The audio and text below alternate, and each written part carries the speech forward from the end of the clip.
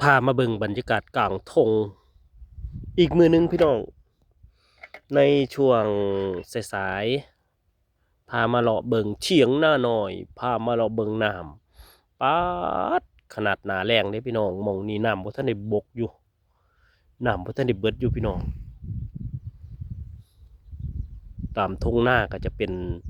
แบบนี้ล่ะเมื่ออยู่ไกลคลองน้ำพี่น้องอ่อนซ้อนตะหม่องพักหม่องเศร้าเขาเจ้านี่ล่ะมายามใดก็จะหาเอาบรรยากาศข้างทางมาให้ได้รับชมกับท้องทุ่งนาที่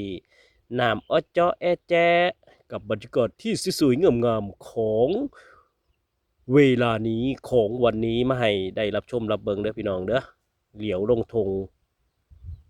นกขาวอากลากคือเก่าล่ะพี่น้องเอ้ยบรรยากาศงามๆในยามหน้าแล้งแต่ว่ามีน้ำหลายพี่น้องให้เบิ่งซ้ำนี่ล่ะเด้อกับความสวยความงามในธรรมชาติ